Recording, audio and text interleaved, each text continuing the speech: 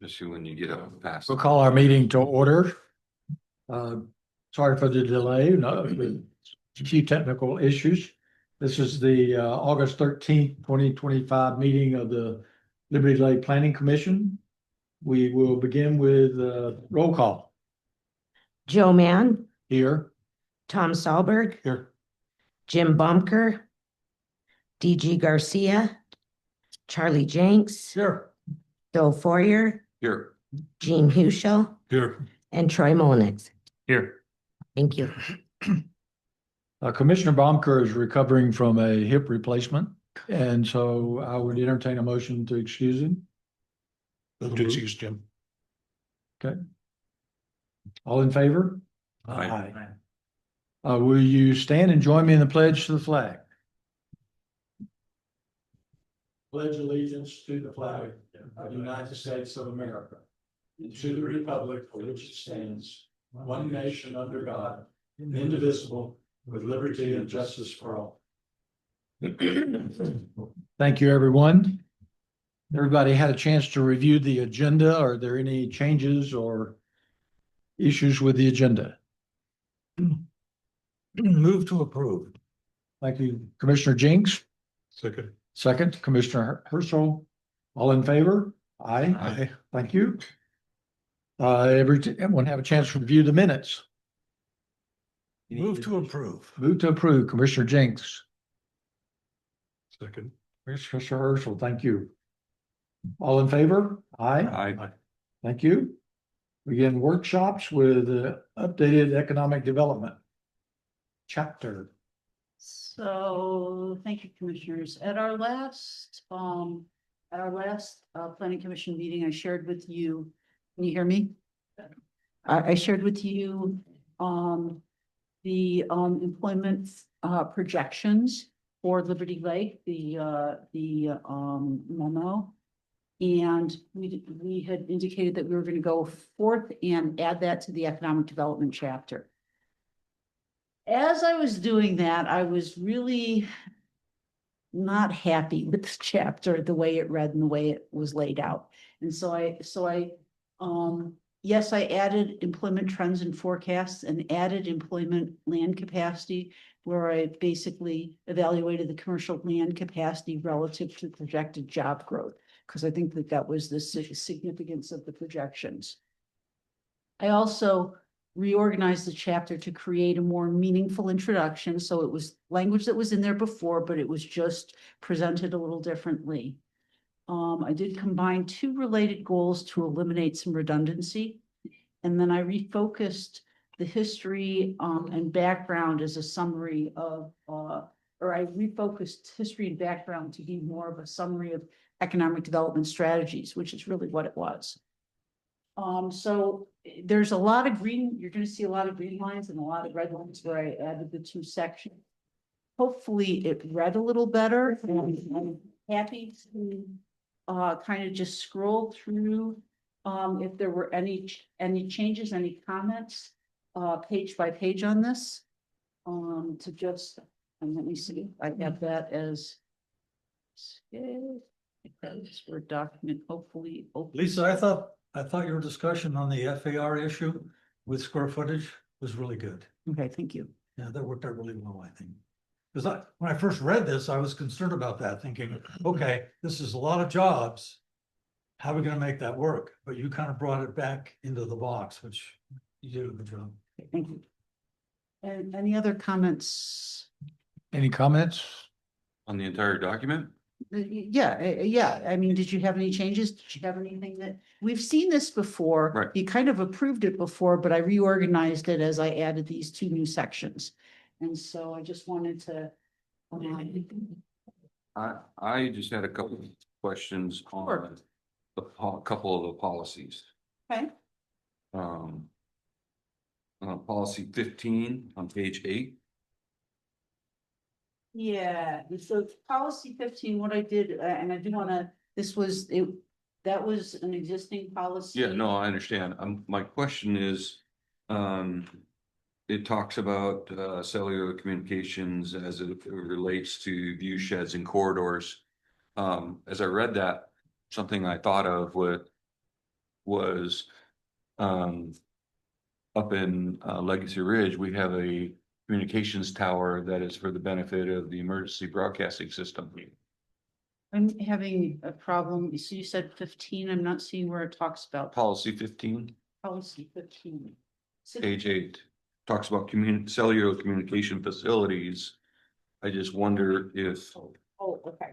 if something should be said about, I mean, I know the next line, policy 16 talks about utility transmissions and communication facilities, so I just wanted to get your thoughts on, does line policy 16 kind of address any new and upcoming communications outside of cell phone towers?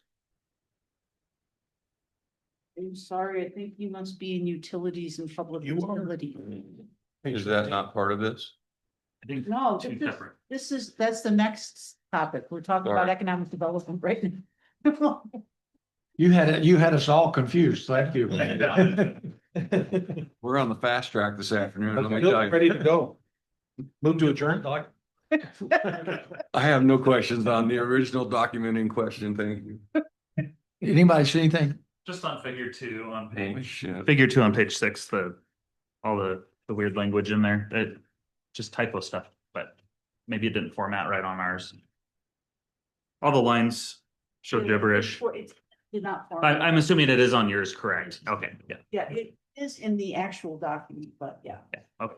Thank you for pointing that out. Make certain when I kind of do all the red lines that it comes across correctly. As we know, As you can technology does its own thing. see, I do have the right. That looks a lot better. Yeah. Oh, I like it. I see the issue now, the heading of chapter 10 is on the back of that page. Okay, sorry. On page 3, economic development policies, That's policy number 9. It says provide for the option of tax increment financing and local infrastructure financing tools when appropriate and available to support infrastructure development and preservation and support of economic. Could we add in maintenance there? Is that possible? It's not, because this is a state tool. The tool is totally for just New? for new infrastructure that's going to support economic development. The whole tool hinges around economic development. Okay, so you can't use the money for maintenance, surfacing or. Thank you. Good question, though. Any other issues, questions? Anybody see anything? Thank you for reorganizing it.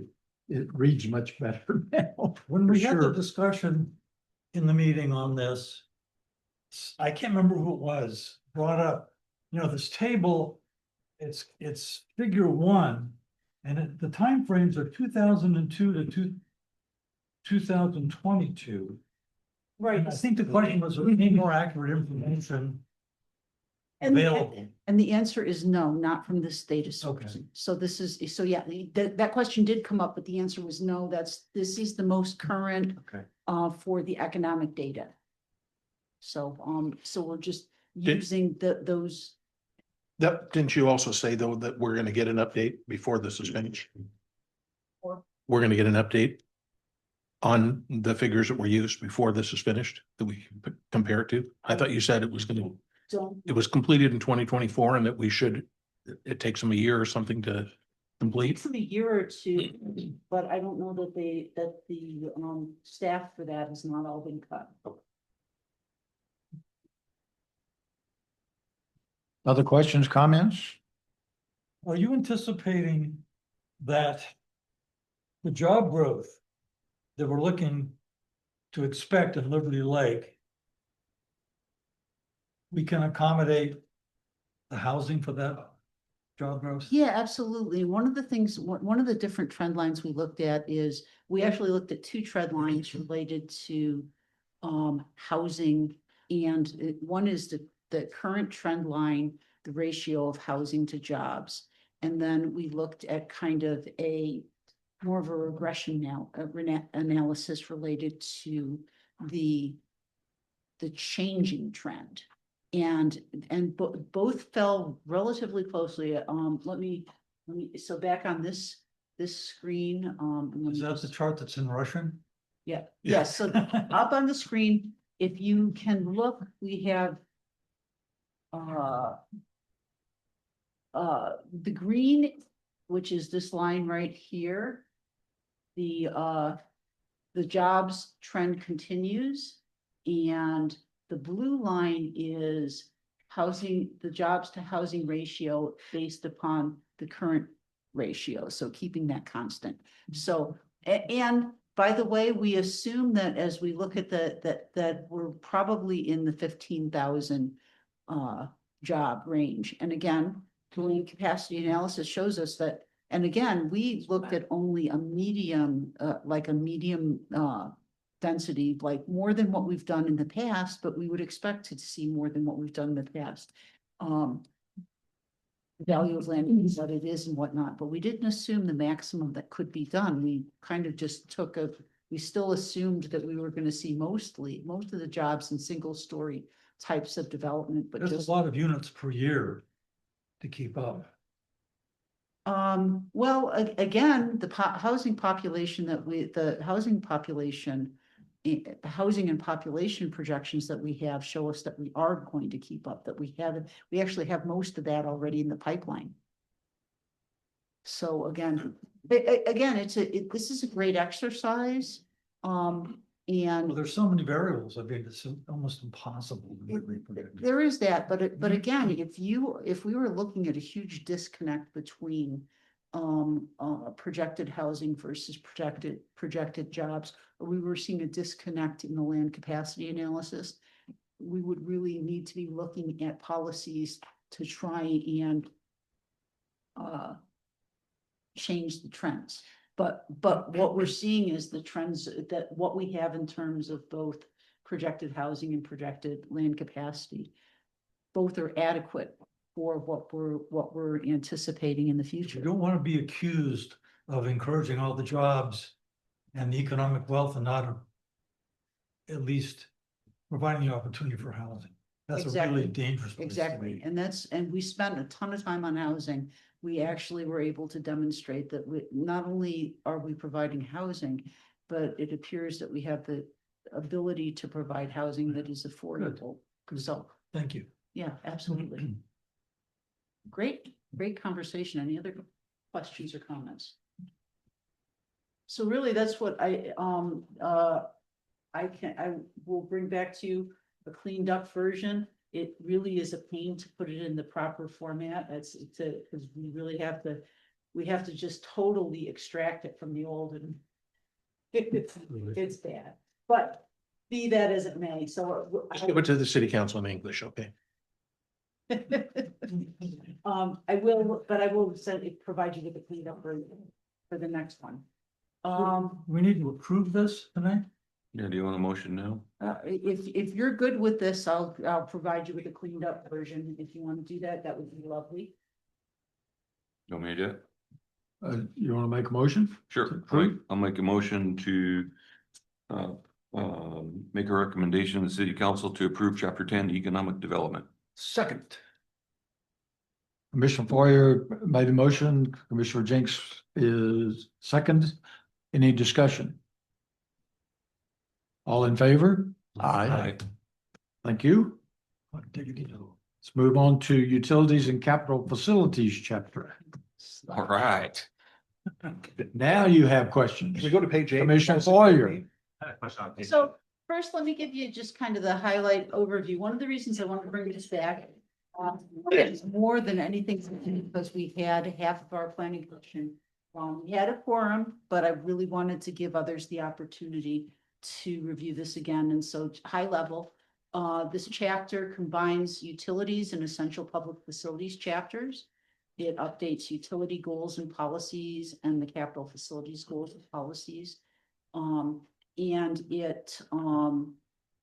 it goes over the capacity review that we did with the purveyors of our utility purveyors and our public safety providers with capacity review based on the projected population growth, and that includes all the utilities, schools, emergency services. We'll say that we did leave a placeholder for city facilities because we're in the midst of doing the master facilities plan update. So it's pretty final except for that, and it'll come back to you when I have that. But I did want to just share with you, aside from having that placeholder, this chapter does not include parks facilities, transportation facilities, or the 20-year capital facilities plan, because those are separate elements, separate chapters. But it does include essential public facilities, which, by the way, just I'm going to give you the Cliff Notes version. Essential public facilities are those types of facilities that are very difficult to cite. Think like landfill, incinerator, jail, those sorts of things that people don't want in their community. And back in 2001, all the jurisdictions worked with the county on a steering committee, developed a policy for the citing of those. There's two processes, one for facilities of statewide significance and one for policies of regional significance or countywide significance, or facilities like that. And basically it laid out a process that we would all follow in the citing of this, and it would go through a hearing examiner, through the county, through Spokane County, as opposed to each individual jurisdiction. So that, and we all agreed to that, entered into an interlocal agreement. Nothing's changed since 2001. We did reference the document, and we're actually going to include it as an appendix. And that was in your last packet. I don't think that I included it in this packet, but really just wanted to kind of take the time to give you all, for those of you particularly who weren't there last time, to see if you had any questions or comments or anything that you wanted to add to it. I know that. No, I'm embarrassed. I don't have any other questions. Commissioner, I've never known you to be embarrassed. No, Go you're- right ahead. That's true. That's true. So if I may, policy Please. 15 on page 8.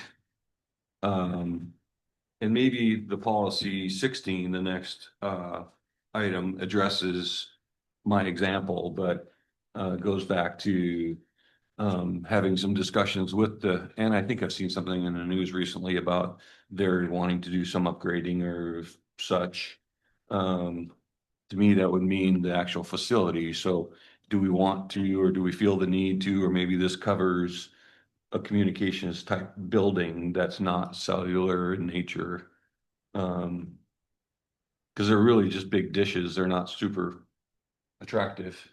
Luckily, the one that we have up in Legacy Ridge is on the very southern boundary, so nobody really sees it.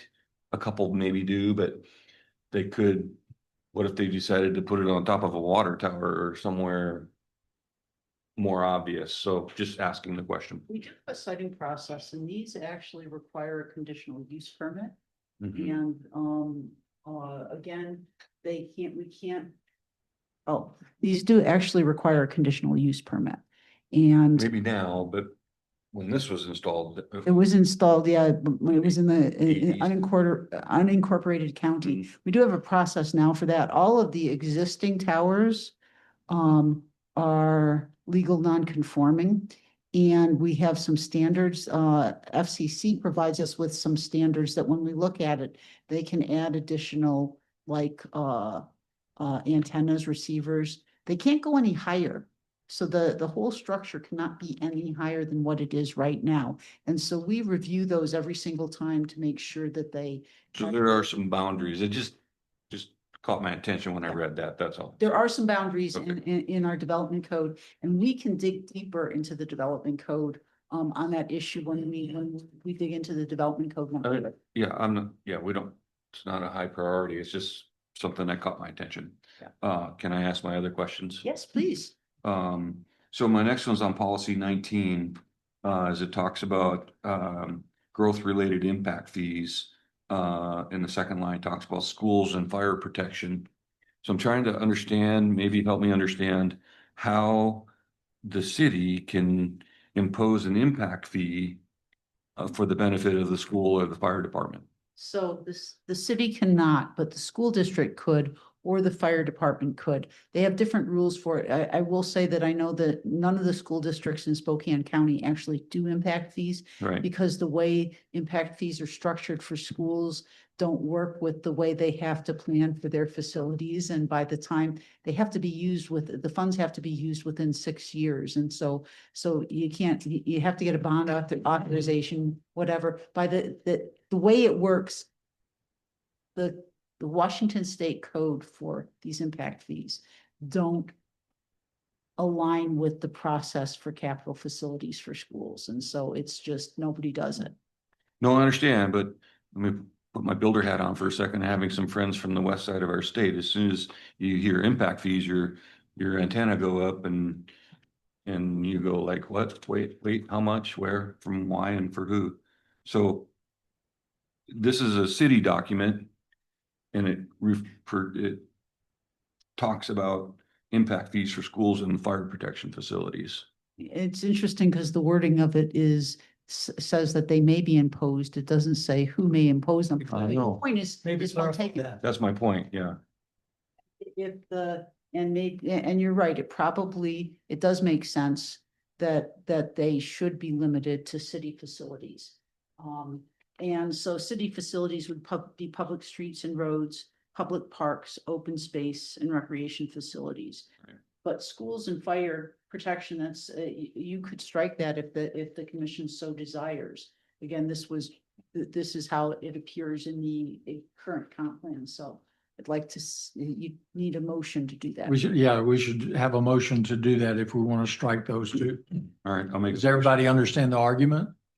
Okay, I'll make a motion to strike the schools and fire protection facilities at the end of policy 19. Second. first, Commissioner Foyer, Commissioner Jenks, second. Any discussion? All in favor? Aye. Opposed? Thank you. Thank you. And a couple more, if I may. Sure. Policy 20, again, growth-related impact fees. Policy 20A shall only be imposed for system improvements that are reasonably related to new development.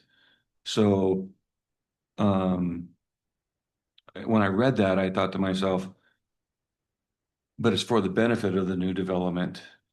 So the city has the authority to impose an impact fee from tomorrow going forward for that development and not anybody in the past? No, so the way it works, and this is again regulated by state law, it has to be proportionate to the impacts of each development, but it applies to all developments. Impact fees have to, all developments going forward.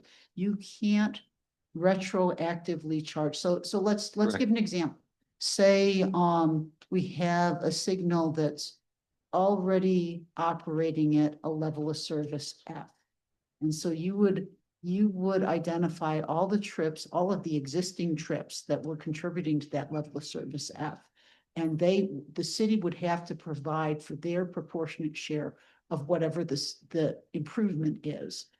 The other developer, the new development, whatever trips they generated, they would have to pay for their proportionate share. I got So again, it's, you can only charge, and this is by state law. Mhm.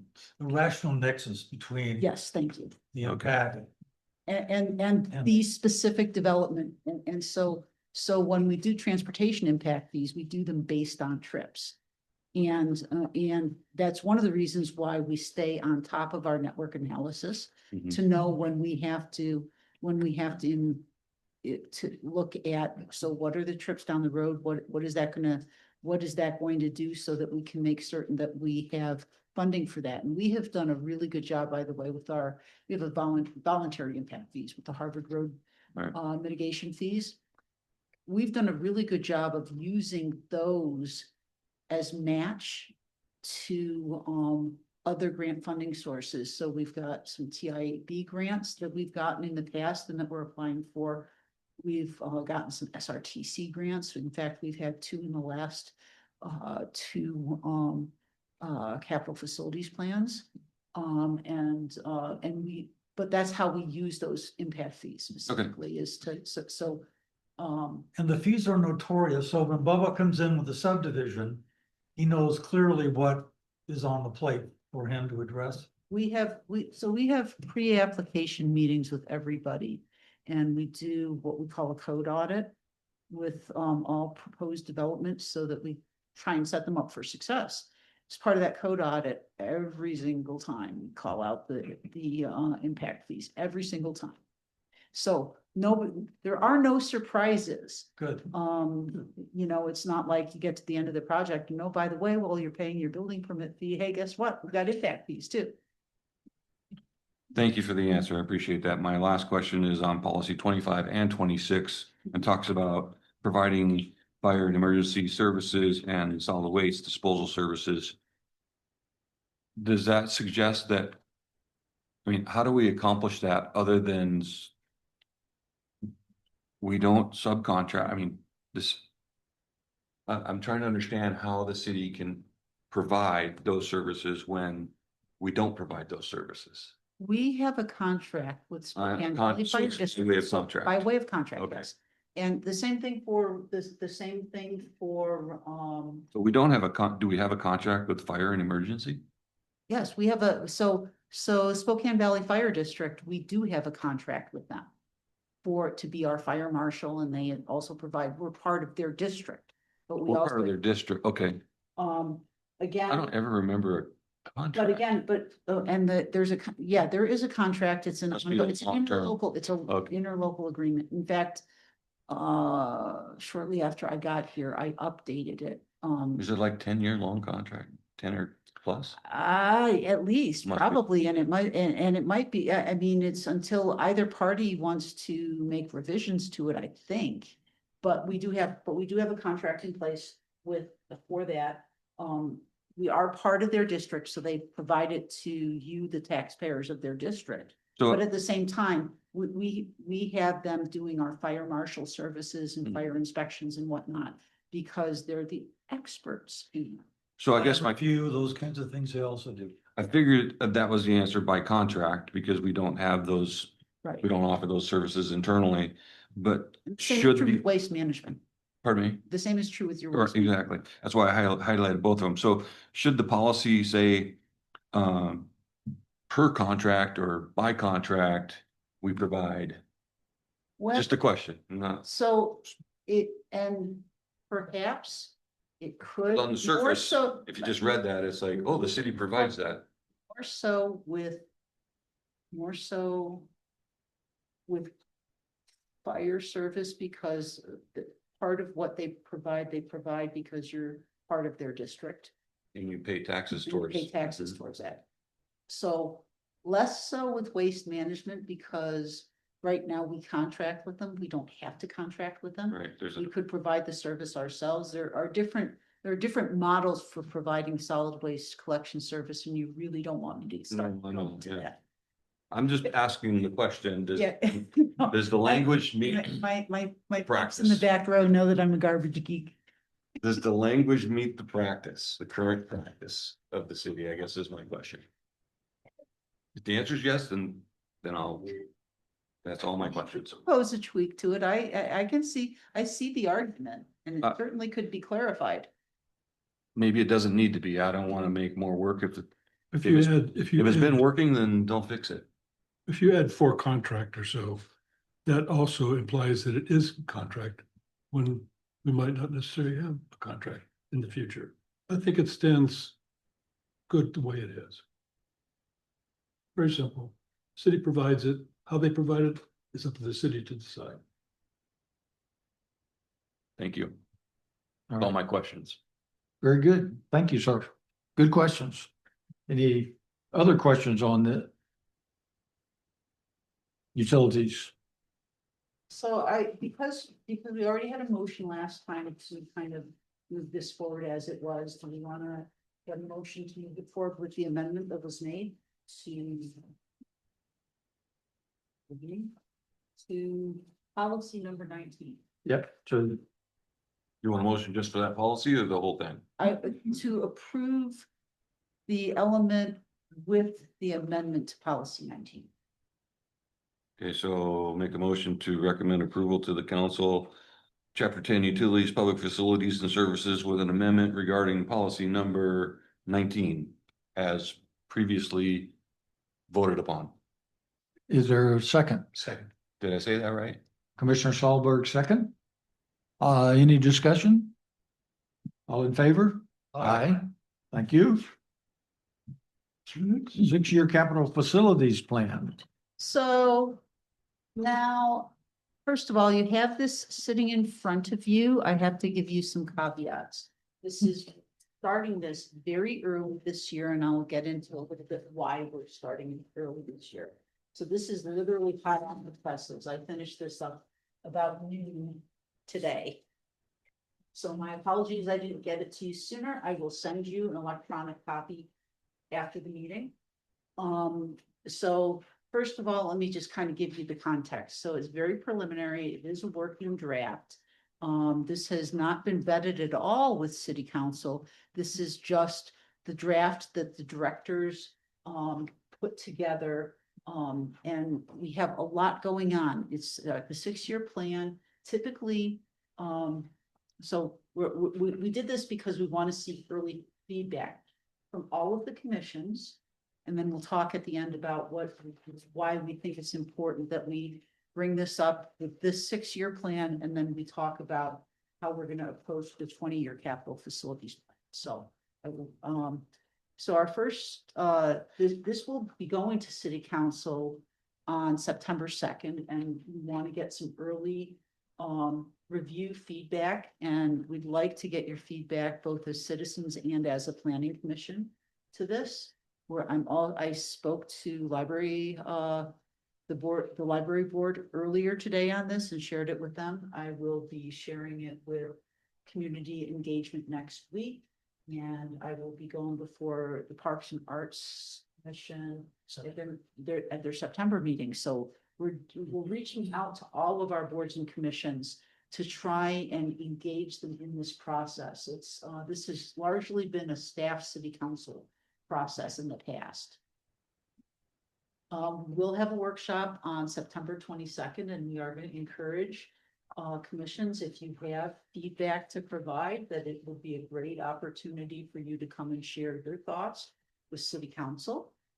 The final 2026 capital projects will be incorporated in 2026 budget. So we typically follow the capital facilities plan adoption follows the same schedule as the budget adoption. But the only thing they really adopt the plan. But the plan does, the outer years shift and morph a little bit as new information is known, facts become aware. We might have some projects that are taking greater precedence that crop up and things get pushed out, or we're trying to balance cost, et cetera.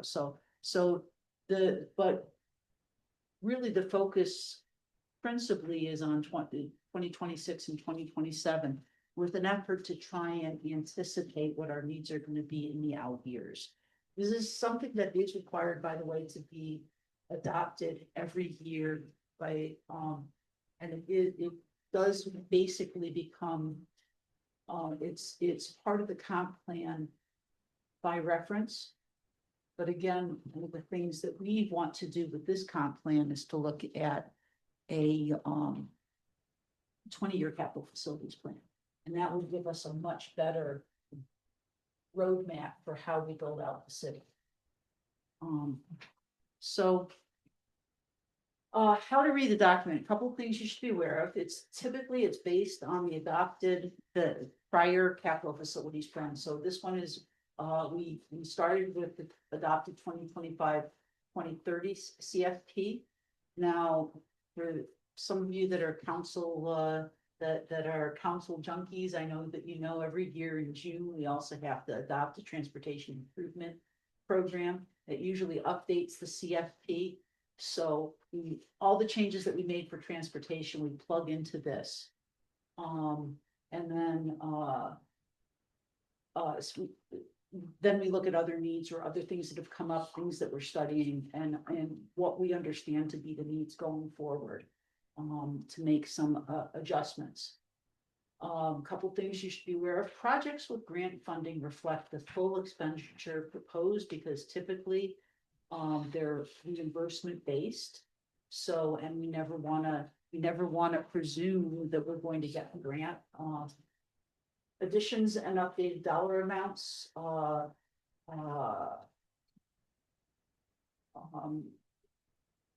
changes in years are shown in red. And explanations for changes are included in the notes column. So one of the things you'll also see some highlighted cells in the parks and public facilities. Some of those things may change based upon the parks plan or based upon the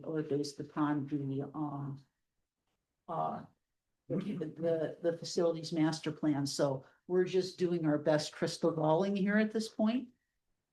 So,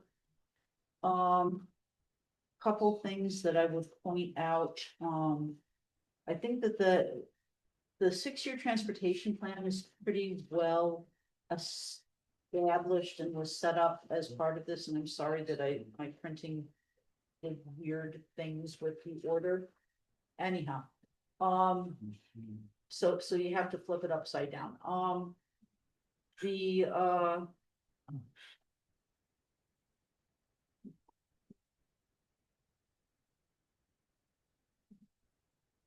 But this is pretty straightforward. We did add a few new projects based upon some conversations we've had with Andrew Beagle, who's with TID, projects that we think are going to be TID eligible, and just the aging. The one thing I want to say about our preservation projects and our pedestrian projects, priorities may change based upon the results of the pavement master plan or and the sidewalk master plan. So a lot of these are kind of placeholders. Oh, the other thing I wanted to mention to you, when we look at inflationary factors for construction cost, I look at Mortenson construction cost indices.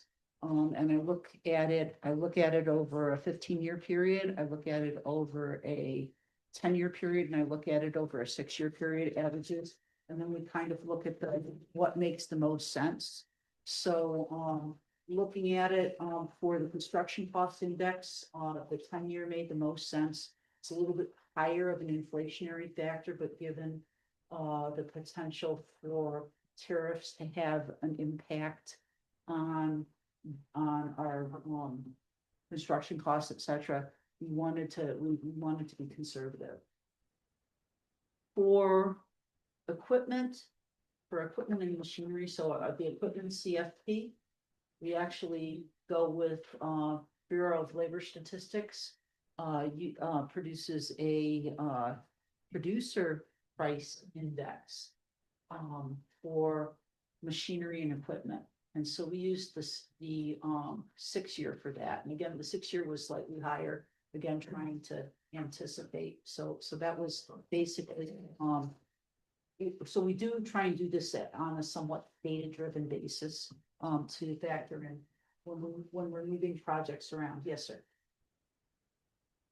As we're looking at this, since you're so good at abbreviating things, you have some new ones in here for me.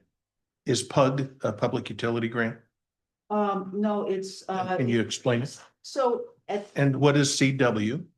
so These are funding sources. These are important. on the last page of there's an acronym guide on the last page of your descriptions. Thank you. I should have told you that. There we go. But Thank you.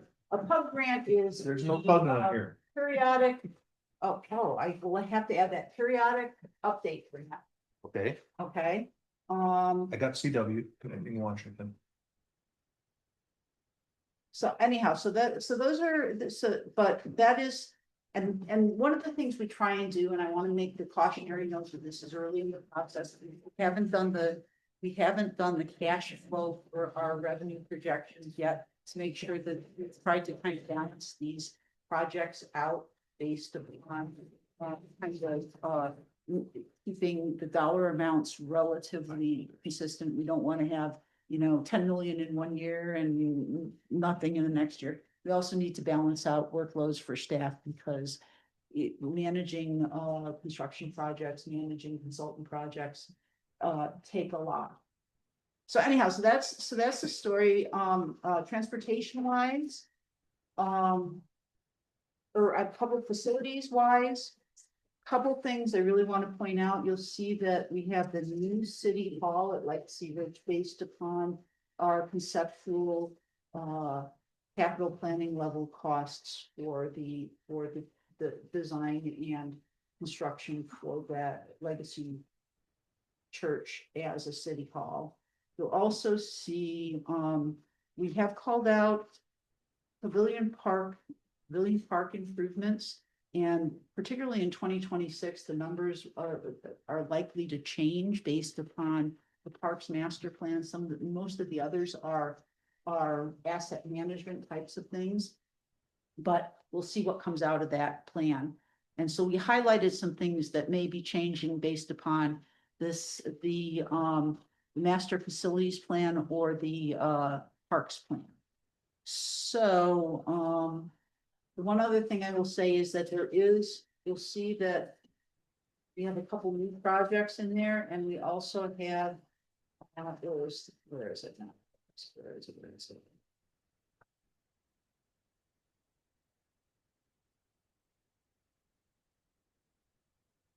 So PF 20 is the new library community center. Again, this is just a swag, a placeholder at this point. But we did use the conceptual cost information for option 2 for the library, because that is hands down coming up with community favorite. And so those are just some of the things that I wanted to point out to you.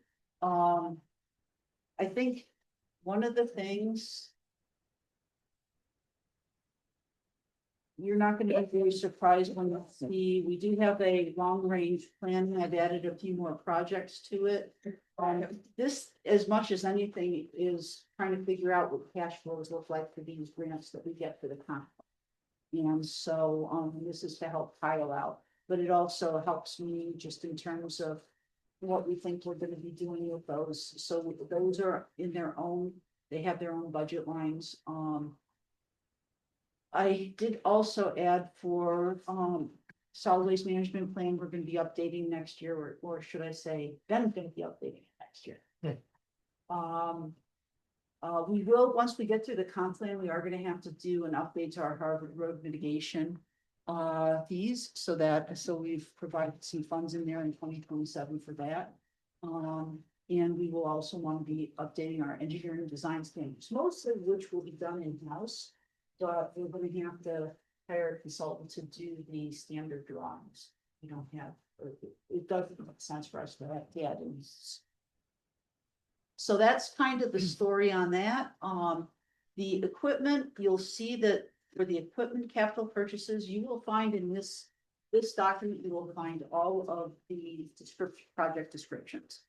You will not find project descriptions for the equipment capital purchases because it's kind of self-explanatory what it is in the notes. And this is one that's going to probably need Ben and Jen to spend some time on to update. This really just reflects what was in the last capital facilities plan, and they'll be looking closer at equipment this year as they move forward.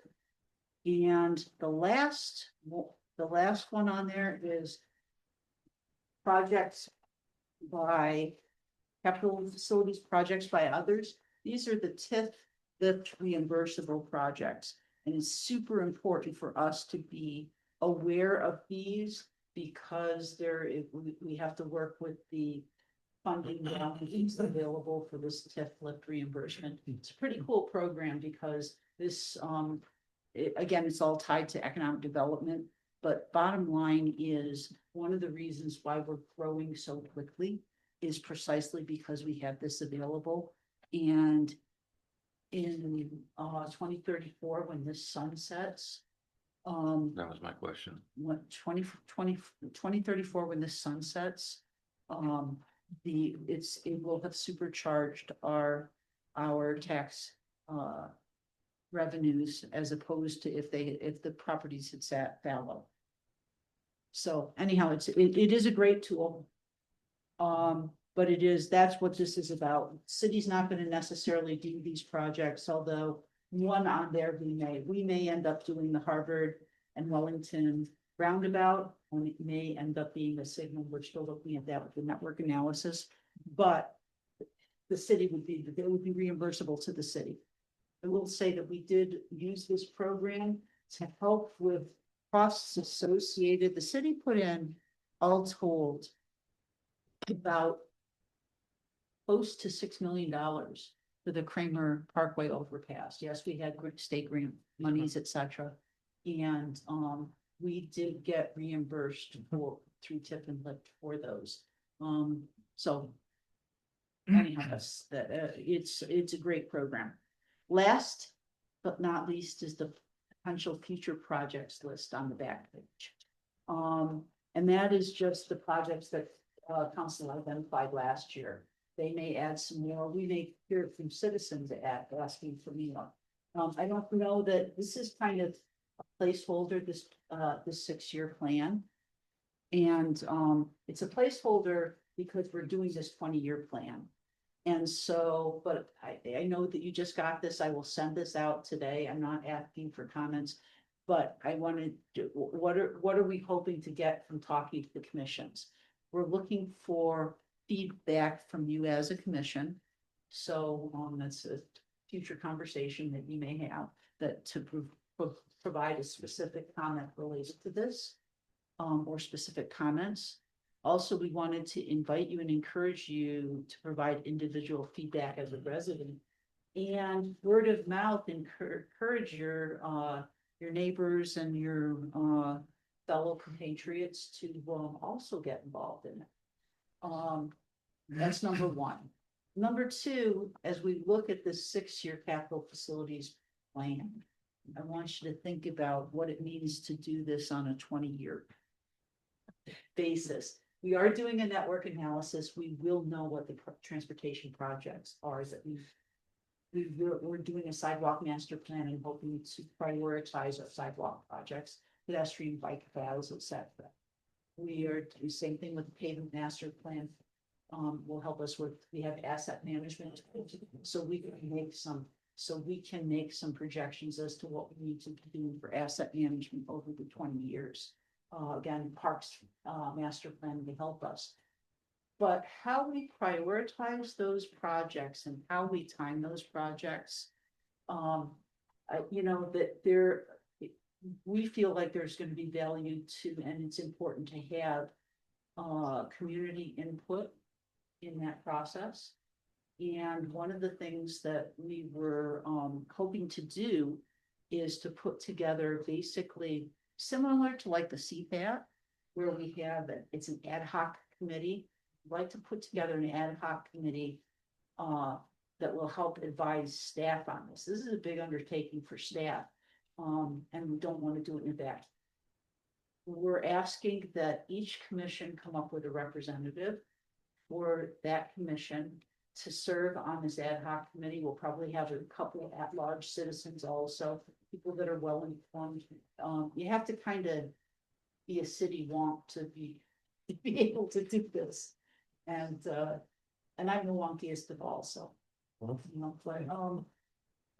So my ask today is that you think about it, and think about who on the planning commission might be a good representative. Also, if you have any feedback regarding other at-large people, we won't really be getting the results back until we're probably going to be wanting to pull this together by like October timeframe. So you have some time to think about it. I don't think it's going to be a huge time commitment. We're probably talking about 4, maybe 5 meetings, at most, and maybe not even that many, to try and come up with this, to get some feedback, to get some input to help us put this together. And so anyhow, so when we look at the 2026 to 2046, if we are asking that the planning commission provide us with a representative to serve on this part of this work group. And we will also be asking you to provide feedback as a commission. It is part of the comp plan. So it is absolutely within your purview, but we're gonna be doing the same with other commissions as well. And finally, again, individual feedback. You as very informed residents, but also encouraging neighbors, et cetera, to be involved. So I think that was what we wanted to talk about today. Does anybody have any questions, comments, thoughts on this? I have one comment. Sure.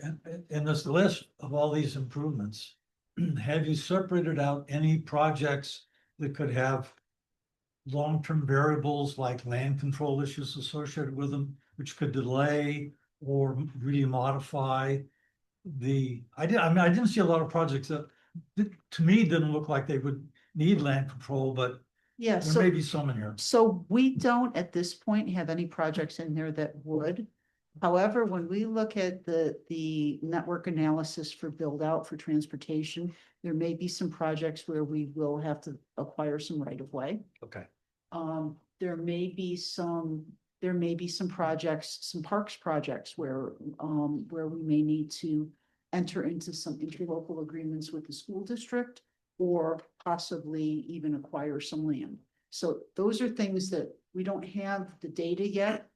What we have in our 6-year capital facilities plan does not have any of those strings. Yeah, thank you. Sure. Other comments, questions? I have a general question. School district swimming pool. Do they have a swimming pool in our school district?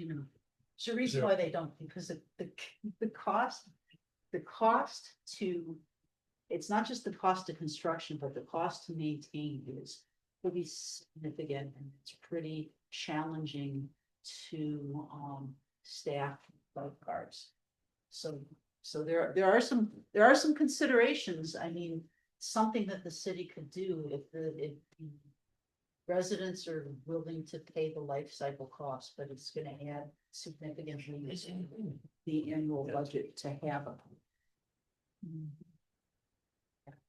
Commissioner Foyer? Comments and a couple questions. On transportation project 1, do you even still need it on here because it's being closed out? Well, Just a so question.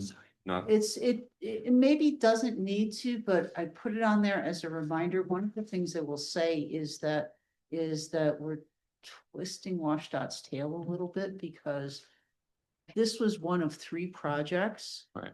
It was one project with 3 different locuses. One was the Harvard Road widening, one was Barker Road roundabouts and the Kramer Parkway. Those 3 projects together had some cost savings.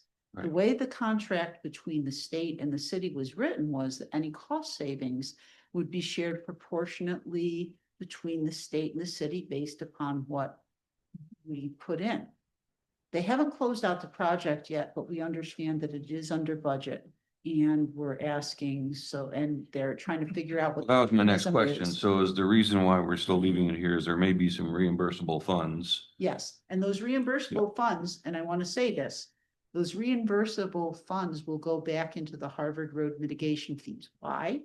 Because the way we acquired the right of way for Kramer Parkway was we issued Harvard Road mitigation credits for the value of the land to the property owner. And so the money any money that comes back will go into the Harvard Road mitigation funds. Next question. Just so everybody understands, on the TIF and lift by others, meaning other projects. By other entities. Typically, they're not city projects. I'm sorry, I said that wrong, but other entities. Yeah, They're responsible for applying for those funds, correct? And they're the ones to receive the funds once they complete the project, correct? that is correct. The city's role in those projects is basically to do the inspections on what the scope of the work was. The Yes. city approves the the work to be done and they do the inspections. Yeah. Right, And we facilitate somewhat. So the example would be when Western States Cat came in. They extended Cataldo along their frontage. That was an economic development project that we wanted to occur, and we wanted it to be built as a collector because we had the vision for where it was going to go. So yes, we had to inspect it. We also had to like review their costs, et cetera. We're reviewing it too, to make sure that it's fair and reasonable. But they also have to, they have to dedicate the right of way to us. Right. And there are some forms and forms. So So I do a little bit on Yeah, some I of that. understand. Kyle does a lot on some. so after the inspection, the city assumes ownership or They responsibility of the institute this improvement. ownership, yes. Thank you. So my question then is, and I think I know the answer, but is there a limit to how much TIF and lift can be allocated towards our city projects, whether it's the city themselves or, for example, the hub is on here, right? My understanding is that it's $1 million a year. And so they have been tracking it. $1 million a year is allocated to that. And then it's Is that- a is that- running balance. Is it a rollover if you don't use it? Okay, so that's the main reason why it should be tracked here. Exactly. So you can look into the future and know the improvement for, like, I'm gonna just use the hub as an example. That's gonna eat up some of our allocated funds, so you work around it. Because at the end of the day, all it does is improves the scenario for the city. That's exactly why we track it. Just wanna make sure everybody. I mean, you might wanna share that with some of these other commissions that may not be in the weeds like we are here. On what that really entails. On the Country Vista rebuild, how about some roundabouts? So, I'm not looking for a response, just how about some roundabouts? well, we are gonna be doing, one thing you will see that we identified in the short term, an improvement that needs to happen at Country Vista and Liberty Lake Road for dual right turn bays. And so we're gonna be adding that. It's gonna be done at the same time. Here's a great example. Which way to which way, Lisa? So, let me see. It says, it. I wrote it in here, but. Dual eastbound turn lane to be constructed with the dual eastbound turn lane. So your eastbound. So southbound, eastbound. Yeah, so I have it more completely in here. So.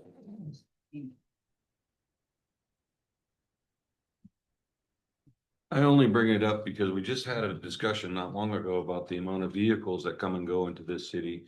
And this is just my humble opinion, stoplights stop cars. That's right. Well, so one of the things. You've we heard me looked- say this before. I have heard you say this before. And so one of the things that we looked at, when we looked at whether to do, so first of all, if we did roundabouts on Country Vista, they'd have to be, they would have to be 2-lane roundabouts. Understood. Okay, that's number one. Number two, what we looked at was that in our last network analysis, round about the 20-year mark, when we looked at whether we should do a roundabout or a signal at Kramer, it was very close, I mean, too close to call whether or not it would exceed capacity. What happens when it exceeds capacity is you get standstill in the roundabout. So signals, you can manage that through timing. You can, once you hit capacity with a roundabout, you hit capacity. You're done. That's correct. And so we have the same question. So we're going to be looking at that again. We have the same question. We have the same question at the Harvard Wellington Parkway roundabout. And there's a good chance that we're gonna have to do that as a signal because it's gonna reach capacity. Yeah, don't get me wrong, the stoplights are good because it does give you a way to get on that road when there's a break in the traffic both ways. Roundabouts don't do that, I understand, but. Right. So anyways, just food for thought. And then the other thing I wanted to just draw attention to is on 3 or 4 of these projects. There's grants, other funds, big dollars. So that's Yes. wonderful. And we are aggressively pursuing that. We're Mhm. aggressively So, pursuing that and. thank you. We will continue to do that. And again, that's the beauty of having that Harvard Road Impact Fees. Right. Is that we can really stretch our dollars if we use them as match, and we get extra points if we do more of a match. So some of these are more than a match. They're 2 times the match, Yeah, so 3 times the typically, match. typically for a federal, the match is 6.7%, I think. And like when we did the Mission Avenue overlay, we had a 13.7% match. We're setting the match based upon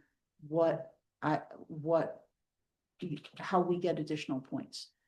TIB, when we go after TIB, we always do a 25% match because that gives us extra points. It makes us more competitive. So 25% of what you're getting?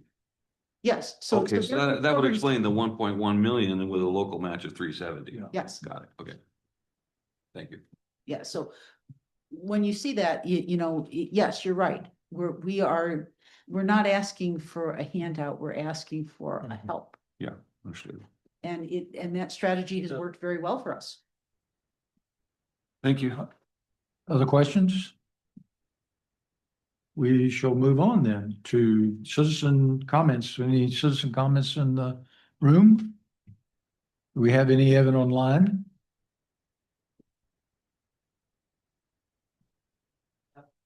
Hearing none, we will move on to secretary's report.